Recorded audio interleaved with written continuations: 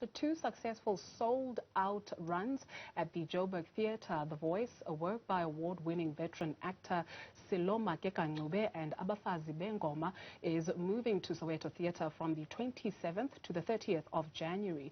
Sello Maake and Tiny Modise join us to share their story of The Voice.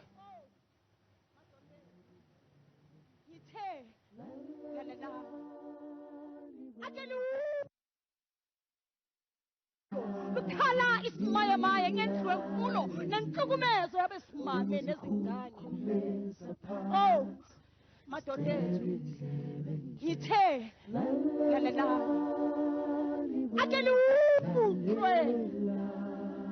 akeluqwe Sello sabasadi.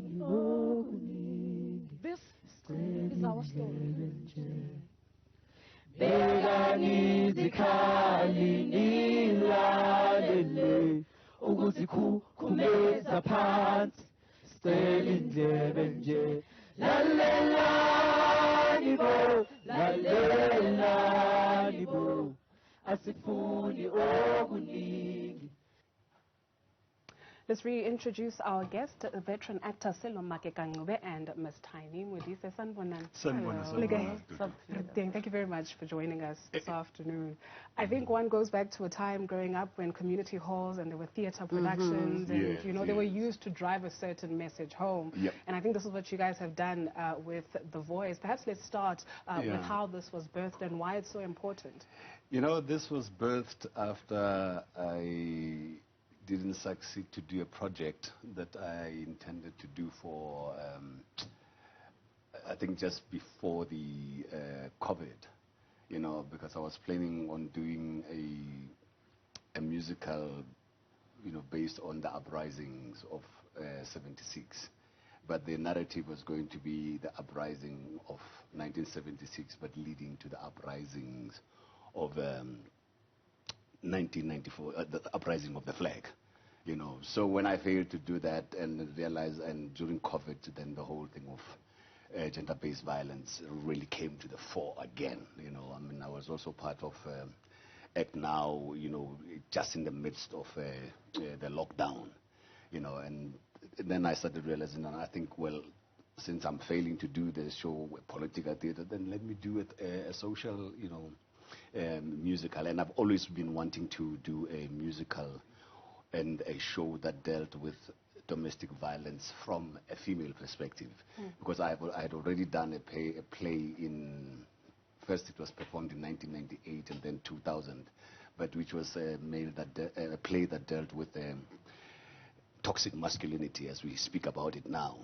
and it was dealing with domestic violence, but from a male perspective. And but now I just felt, I needed to do a story that projected more the female voice, than the male. And there I came across, these wonderful ladies called Abafazi Bengoma, and combined them with a contingent of students that I was training in my incubation, and then we came about with The Voice. Sister Abafazi Bengoma, what is that about, and why was it important that you actually collaborated on this production? Well, as a band, it's only female in a band. It's 9 women in a band, so we are Abafazi, and this show is about the gender-based violence, mostly that happens to Abafazi Gakul. So this is what our product as women, as a brand, stand for. We don't just stand for, say, we're performing, going overseas and stuff like that, because we do theater mostly. But we decided to come back home and say we're going to do community-based initiatives. So this show just came, and it's just like community, show that, for community. And you've outlined how you did a show that spoke from a man's perspective, and now we're speaking from a female's perspective. That this issue continues to plague South African society tells you what? And I guess specifically when you sit maybe with your peers as men, do men have conversations about this, and what do those conversations go like? Look, for me it was interesting. When I did the play in 1998, it was we just gone into 4 years into democracy, and but prior to that, I personally, like when I was in my 20s, you know, I was violent to my partner, you know, but fortunately, you know, conscience, if you allow it to, you know, to be alive inside of you, you know, it will take you into a different direction. And, you know, my conscience forced me to reintrospect. And basically, I would say I started even practicing what I later learned, that it was time out, you know, in 1984, and which was a solitary journey up until then in 1998, when I heard of these young men in Alexander who were part of the men's program of ADAPT, you know, and these guys wanted to do a play, you know, and as they were part of the men's program of ADAPT, and in fact, I think ADAPT should actually be given the credit that when it was not even fashionable to have men as partners in dealing with gender-based violence, they were pioneers in actually starting a conversation, you know, around around men. And I met up with these guys, and they said, "Hey, Brazil, we want to do a play to show that we have changed." And my first question to them was, "Changed from what?" And we started interrogating that.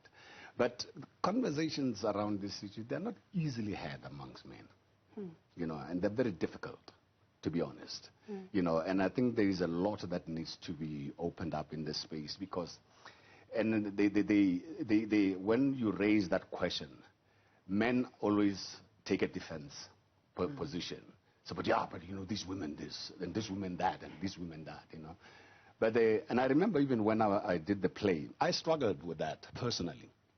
You know, because relationships are difficult, you know, and I was in a relationship that was difficult even at that time. And I remember having to take a conscious decision when I was doing the play. I said, you know what, I know there are these issues, but there is this issue. And men, we need to actually have a mirror and start reflecting and seeing ourselves and beginning to straighten up, you know.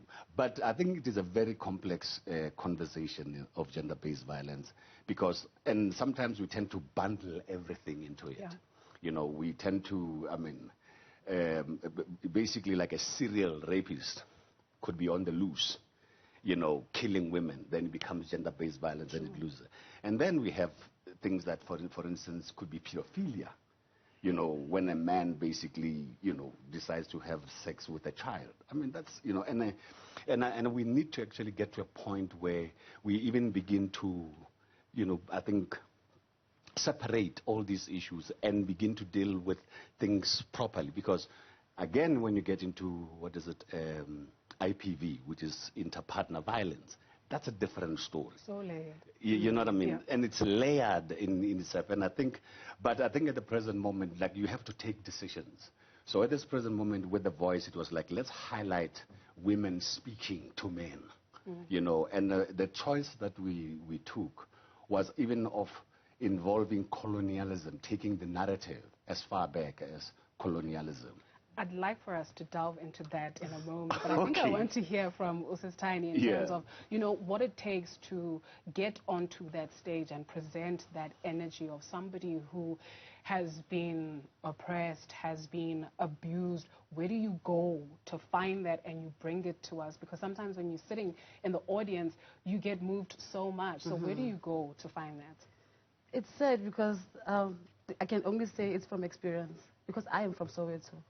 I grew up, I'm still in Soweto, so I'm still around people that these things are happening to. Just now, 2 days ago, there's a lady in Soweto, Ikekaslam, who was killed by a boyfriend.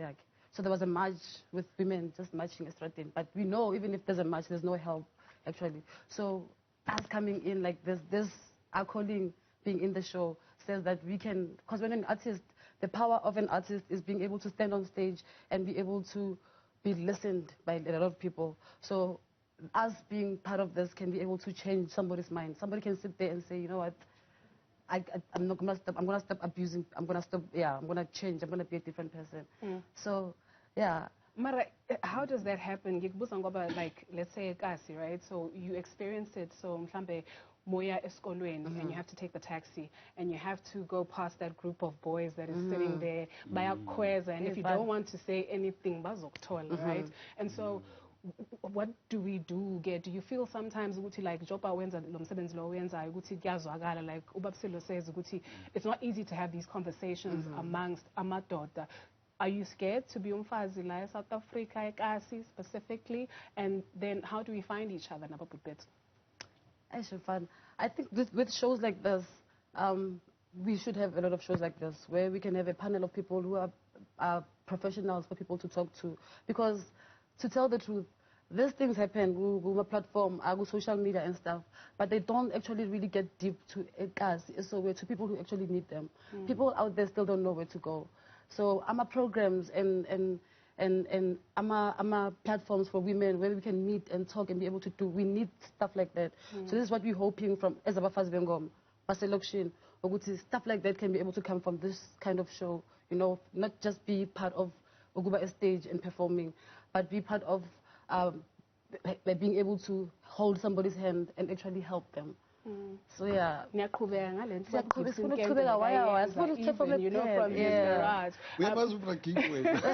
We used to watch it, touch my heart, feel the beat. But you know, you talk about the aspect of colonialism, and I'd like to find out in terms of our families, right? So the family structure, a lot is said about the family being disintegrated, and that results in so many social ills. What has that done to the family today, and how do we repair? It's a difficult one, and you know, when I sat down and we brainstormed the whole idea, and it became evident that actually we cannot just start this narrative just from now.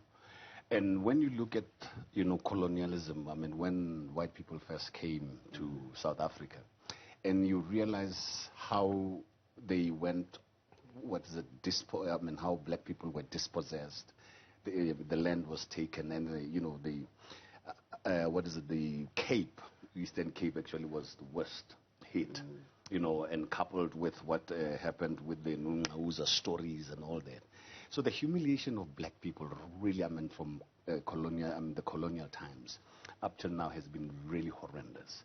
And then come colonialism on steroids by 1910, which was even heightened by the passing of the Land Act in 1913. But prior to that was the discovery of diamonds, the discovery of gold, and how now when they wanted labor, then they started breaking the black family. But already, if you look at the Nonqawusa story and how Amaxhosa actually ended up going to the Western Cape as humiliated human beings, starved, and ready to just take anything in order to survive. And then, 1913, the Land Act. The Land Act was just horrendous, and we still have to actually recover from that. And apparently, in 1910, was the greatest harvest that this country had. And when the colonials recognized that led to the passing of the thing. And the people who were farmers at that time were black people, mostly black people. So because of that great harvest that happened in 1910, with the formation of the Union of South Africa, which was the heightened apartheid or colonialism on steroids, then they passed the Land Act. People who had land and they were farming on it lost it. They had cows and that had to graze. They had no land. And some of them had to give up cows and become laborers on land that they had owned. And already the disintegration has been happening with men going to work in the mines. You can look at the damage that has happened. And still even now, black people, we don't have a sense of ownership, of belonging. And we don't realize that it comes from that time of dispossession, of not knowing. And we live, there were squatters or informal settlements that were created for black people there, so that they must come and work for white people. And this is still even continuing now. So the damage on the black family is huge. We talk about how we can fix, in a moment when we come back from this. Please do stay with us. We take a short break. We're back with more. Hello again. We discuss a new play. Well, it's been an existing play. It's just been moved to the Soweto Theatre called The Voice. We're joined in studio by veteran actors Sello, Maake and Tiny Modise. So just before we went to the break, we were talking about how we can repair as families. I think, Tiny, we spoke about last Puma Corner, right? So, umubhekile mina nawe, like, kwezinye izinto besingekho sizwa ngazo, and we see the repercussions namhlanje. Kodwa how do we move forward and how do we build, knowing izinto ozaziyo ngekasi nangathi as abantu? I think mina sifuna uqala kuba honest. Uma ukhona kuba honest ukwazi kuba open. Ma open kuba nothando, like everything, you know, then you'll find people abafana nawe abakwazi ukuvuleka nabo ma ukhona. So we need to start having as a community, have community centers, even nama talks to each other, because I'm talking to some ladies now, and I'm finding out ukuthi amantombazana amaningi were raped maskula mabancane, you know, but not everybody is talking about that. They can ask, because but out of 10 women, about 9 have been raped before. But angeke sivume because akunathanda, akuna openness, akuna honesty. So I mean, if you can find that area nje as Abafazi baselokishini ukuthi we can't say, don't be scared because we're thinking if I tell somebody's going to talk about my story somewhere. So we just need to find that place in our lives, and I hope the Voice is going to open stuff like that. We can call on women and say, you know, this weekend we're sitting together. Let's talk. You know, let's heal. Let's call. I'm a professional as Caesar because as not therapy, we don't go to therapy as black people. Sure. Yeah. But men, we have to talk. Men, and we have to do better. Yeah. I mean, the thing is, you know, small analogy. A carpenter is working in this workshop with a 7-year-old boy, and the boy is busy. Papa, what is this? Papa, this, and he's disturbing the old man. The old man removes, and in the workshop there's a map of the world. Removes it off the wall, tears it into pieces, throws it on the floor, gives him sellotape, and says, "Put this map together." That distracts the boy for a while. After a while, the boy comes back and he has put the map together. He says, "Papa, look, I've put it together." The moral of the story is that behind the map is a drawing of a man's head. And the moral of the story is, if man can get his head together, the world would be a better place to be. And I think as men, we really need to start getting our heads together and look at all the atrocities that are happening in our society and know that we are perpetrators of them and begin to have serious conversation and take the responsibility, as we would like to claim at times, that we are heads of a household. What does the head do? You can have a heart transplant, but you'll never have a head transplant. So it means our heads are not working right. That is why our societies are the way they are. So, Tiny, let's come to The Voice, and if you would please indulge us and give us a little something to say. This is what you will expect to hear and see when you come through. Okay, I'm not much of a singer from The Voice, so I'm going to steal somebody's part because it's the song that I think actually they feel it. So it goes, Inina engakoibona ngakimi ekwenza unginyeze ungixekele phansi Inina engakoibona ngakimi ekwenza unginyeze ungibhekele phansi.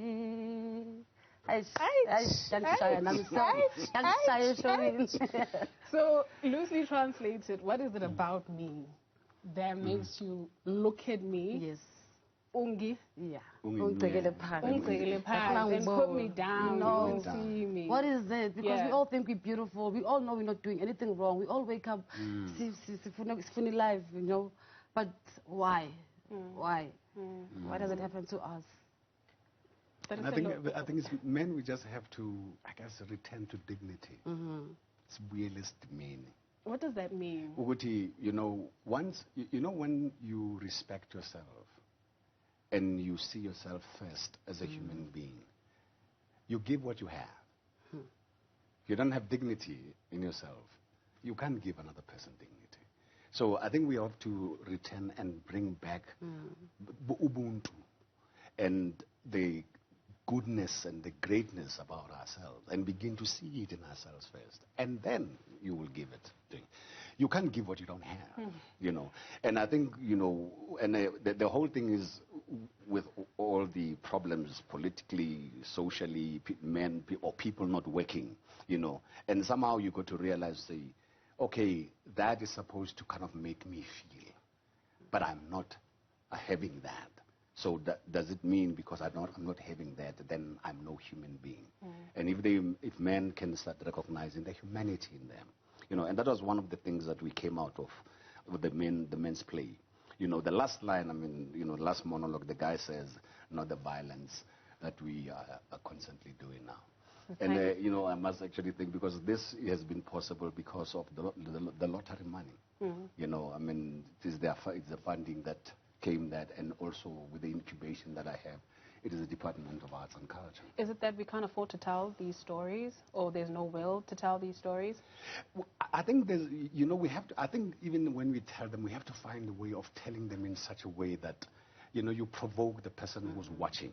And I think, you know, I mean, during our runs, I mean, there's been young men who came about and say, you know what, I've seen myself and I want to change. And that's what, you know, I mean, a good work or a good show should do. A good show should make somebody to reflect on their lives and begin to, you know, move towards change. You know, I mean, there's one line where it says that a good show should make a drunkard who walked in by mistake, you know, find himself again. So, Tiny, who should attend the show? When is it running? Where is it running? How do we get the tickets? Mostly, I think, couples. Okay. I think mostly couples, because They must come and talk. couples was a bond, you know. I would say was someone knows together. You know, I'm saying this because one of the ladies who came to the show brought a boyfriend. Like, apparently he used to be physical going.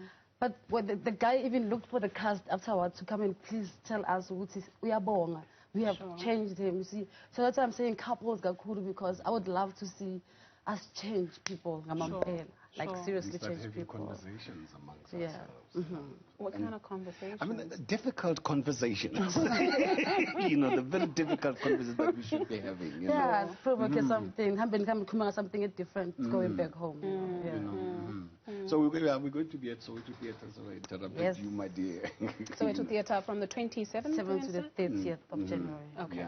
Okay. And the Sundays, I mean, from Thursday to Saturday, it's 7 o'clock in the evening, and then the matinee at 3 o'clock. It's on Sunday. On Sunday. Okay. And we are going to have a panel discussion after the performance. Oh, marvelous. So that we really let's keep talking. start talking. Thank you so much for availing yourselves and wishing you great you. success. And it's impact work. If people can come to you and say, hey, this moved me in such a way, I want to change myself. So a big congratulations to you. And long may it last. Sello, Maake, Ncube and Tiny Modise on their play called The Voice.